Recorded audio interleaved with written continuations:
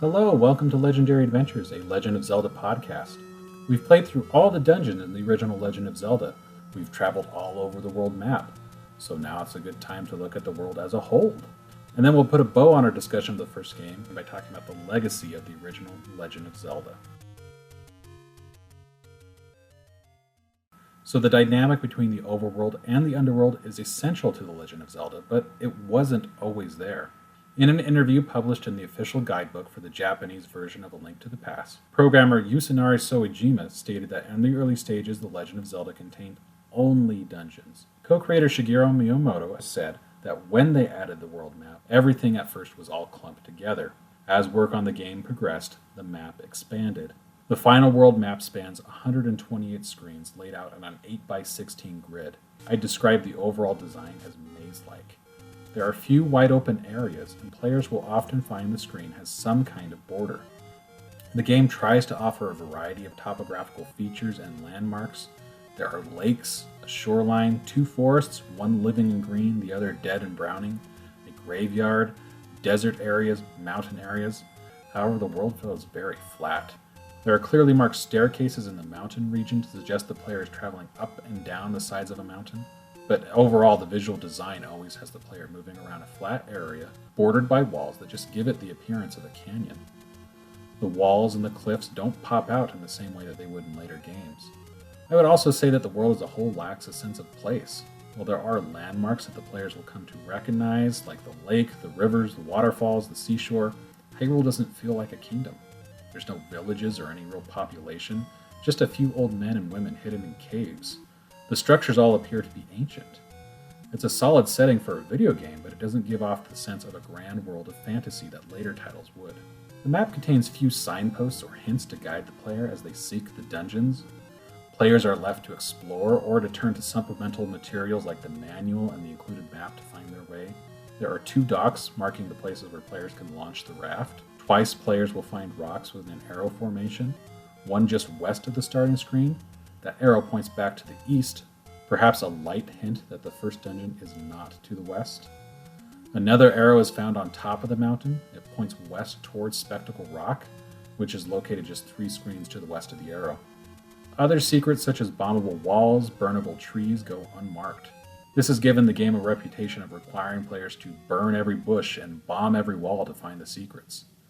It's true to a degree that players determined to find everything on their own will have to do a lot of trial and error.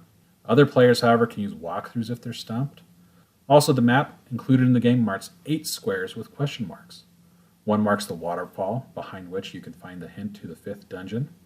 One marks the location of the 7th dungeon, which is perhaps the hardest to find. One marks the location of a moblin that will offer Link rupees.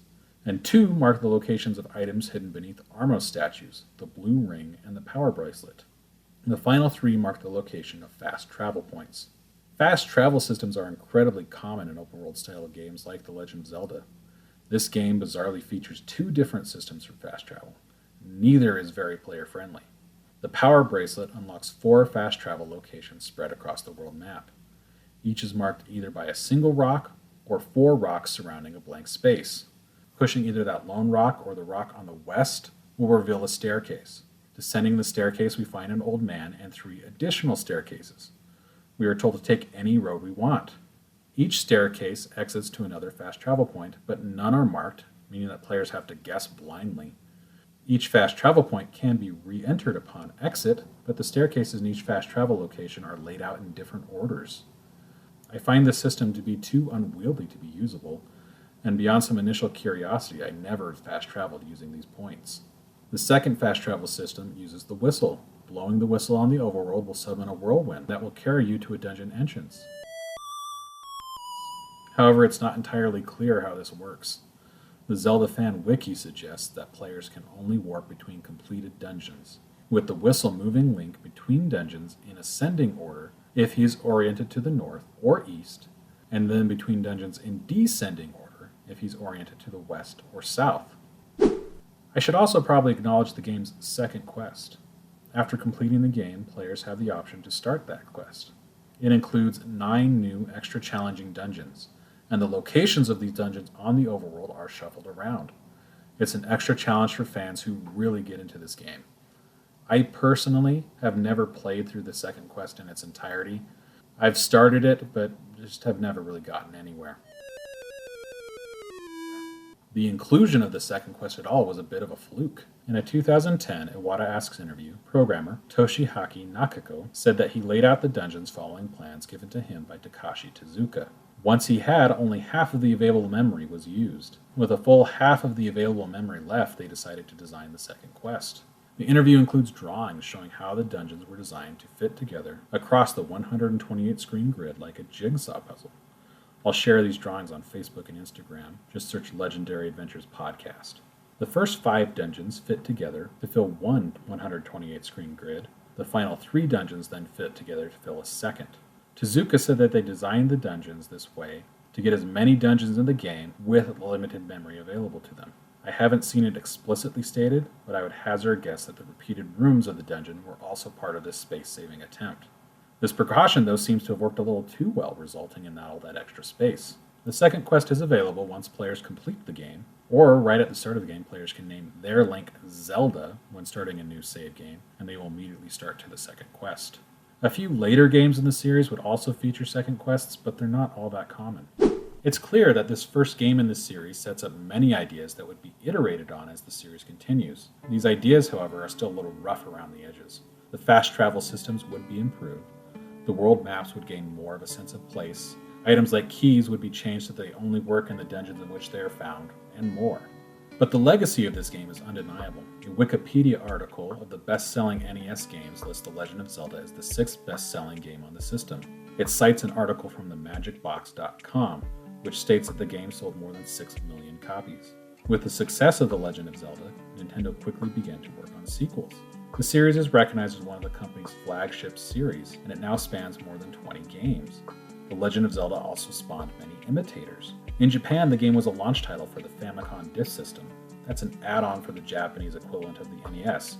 It used what were essentially large floppy disks to play the games. The change in format allowed Nintendo to offer bigger games at a lower price. It also allowed for more ambitious games like Zelda, because the disks had the ability to save game files. According to an article on Wikipedia, however, the disk system was deemed obsolete within 3 years of its launch. That's because cartridge technology was improving. Outside of Japan, The Legend of Zelda was released on a cartridge. It used more advanced chips and a battery-powered backup to save the games.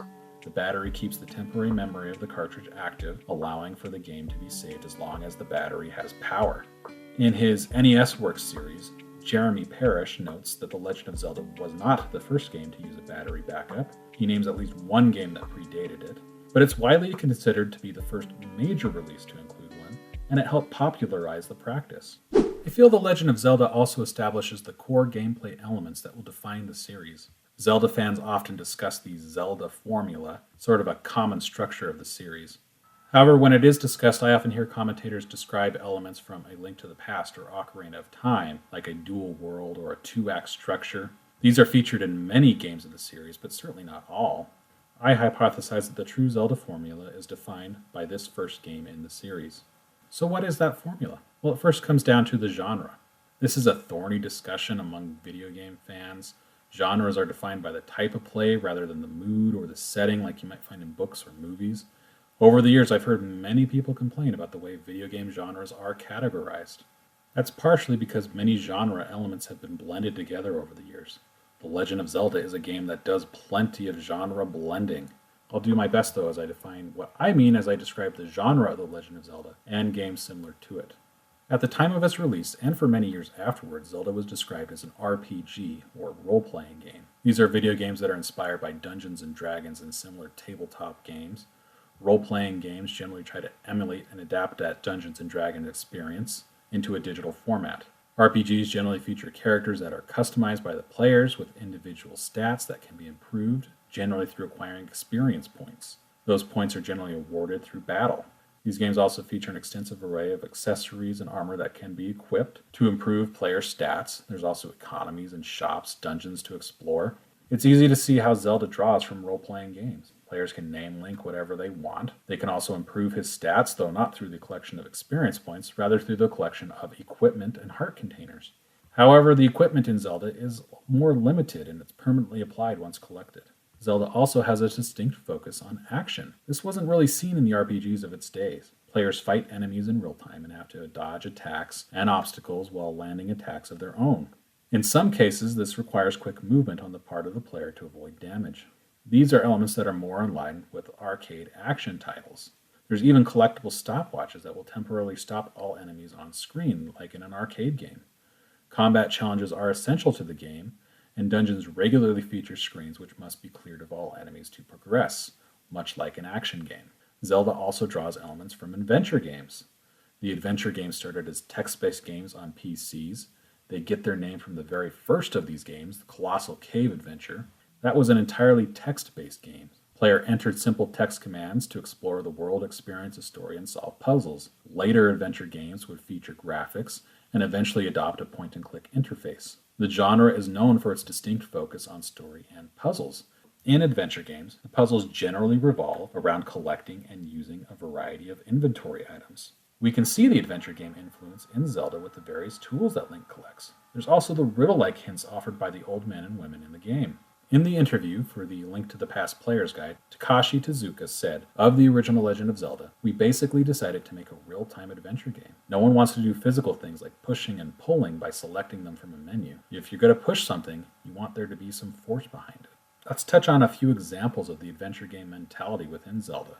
Bombs are one example. They're used to solve puzzles such as defeating Dodongo or using the map in conjunction with the bombs in level 5 to reach an otherwise unreachable room. The adventure game elements are also pretty clear in level 7, the demon. Players are offered a riddle to solve in order to find the dungeon. An item, in this case the whistle, is required to reveal the dungeon. It also features the Hungry Goria puzzle. It's sort of a true adventure game puzzle that's solved through the use of an item. So while Zelda was primarily defined as an RPG at the time of its release, today I think we would more readily define it as an action-adventure series. It has real-time combat and lots of adventure game tropes, including puzzle solving, interacting with non-player characters, and a distinct focus on inventory items. The RPG elements are absolutely there, and they remain to this day. In that Player's Guide interview, Shigeru Miyamoto said of Zelda, "It has everything that's good about an RPG. It's interesting to hear my players bragging about how they've got this armor and that tunic, so they don't take any damage. It means they're really attached to the character. That's why I wanted them to choose their own name." The Legend of Zelda is also open world. Now, open world games are not a genre unto themselves. It's a sort of modifier term that explains the format of the game and its world. Open world games can be action games, RPGs, platformers, racing games, and more. Remember, game designer John Harris defined open world titles as being games where players are generally left on their own to explore a large world. That means open world titles generally feature interconnected world maps. They're not clearly segmented in the way you might find levels in other games. Open world games generally feature a level of persistence as well. There are things that just don't reset. For example, in The Legend of Zelda, any secret that's revealed through a bombed wall or a burned tree remains revealed after the initial discovery. We can contrast this to the Super Mario games. Remember, the original Super Mario game was designed at the same time as The Legend of Zelda, and it was designed to be the opposite of Zelda. While it features occasional cutscenes that show how the stages are connected together, each stage is nonetheless a single, segmented, self-contained area, clearly separated and distinct from any other. Future games such as Super Mario Bros. 3 and Super Mario World would feature interconnected world maps, but those maps are still just a means to connect distinct, contained, separate levels that reset every time a stage is entered. Even Super Mario's 3D titles like Super Mario 64 and Super Mario Sunshine can't really be described as open world. They feature explorable hub worlds to be sure, but they also feature distinct stages that are selected from a menu, and when a stage is selected, a preloaded state is revealed. Now, while exploration is a big part of open world gaming, that doesn't mean that players are given no direction. We saw that even as we played through this game. Players were given hints on locations to travel to. The main quest featured 9 dungeons to conquer. Each one is numbered sequentially, and their difficulty largely falls in line with that sequence. An open world also does not mean that there will be no dead ends. In addition to the expected bounds at the edge of the game world, players also run into areas that are hard-locked or soft-locked, preventing them from moving forward until they either have the proper equipment, skill, or story progression to move forward. We saw these bounds here in the original Legend of Zelda. There were hard locks like the Raft Docks and soft locks like the Lost Woods. We can also see bounds like this in other open world titles. ranging from Batman Arkham City to Lego City Undercover to Super Metroid to Breath of the Wild. There is a notion that has risen in recent years that The Legend of Zelda was not an open world series until Breath of the Wild. But we can see in this first game, and I believe most, if not all of the subsequent games, that that's not the case. The reasoning behind deeming Breath of the Wild open world versus other games in the Zelda series generally boils down to hard and soft locks. Commentators often say that Breath of the Wild has no locks. They also highlight that the dungeons can be completed in a variety of orders. And while it's true that the dungeons can be completed in a variety of orders in Breath of the Wild, it absolutely has both hard locks and soft locks in it. An example of a hard lock within Breath of the Wild is the Great Plateau. Players cannot leave it until they acquire the glider. We can also look to Gerudo Town, where players cannot enter unless they have the proper clothes to disguise themselves. There's also a number of soft locks in the game in locations like the Lost Woods and Zora's Domain. We'll explore all these further when we actually get to Breath of the Wild within this podcast series, but I feel this is important to establish now. The Legend of Zelda is an open world series, and it has been from the beginning. I personally feel that the non-linear structure of the original Legend of Zelda is often overstated. It is true that there are dozens of possible ways to move through this game. It's true that it gives you a large space to explore right from the beginning, but the game's structure and layout and its difficulty clearly prescribes an intended order from the developers. I believe the average player will stick fairly close to that intended progression, at least on their first playthrough. So, with all that said, how would I define the Zelda formula? I would say that Zelda games are open-world action-adventure games. Each game features a main quest that revolves around collecting plot-relevant items, or MacGuffins, from dungeons. Each dungeon will feature a tool or dungeon item that needs to be collected to grant the players more abilities. Dungeons also award players with heart containers, and there's generally a boss at the end to be defeated. That's sort of the big picture Zelda formula, in my opinion. This game also defines a number of smaller game mechanics that are seen in other Zelda games, real nitty-gritty stuff that's carried over, like Link's health being represented by hearts, and his health being restored by collecting life heart items. The game also introduces concepts like fairy fountains to restore health, fairies that can be collected to restore health, potions to use to restore health, and an assignable button that players can set an item to use it. It also establishes rupees as the currency of the Legend of Zelda series, though the rupee values and colors aren't really set yet. And this is all tied together with a story that lays the groundwork for the larger series.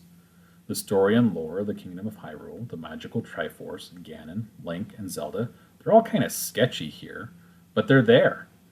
It's a jumping off point to larger stories and to what's now a truly complex game lore that fans love poring over and theorizing about.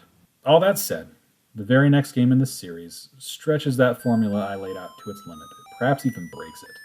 That's Zelda 2: The Adventure of Link. It's a big departure from the original game.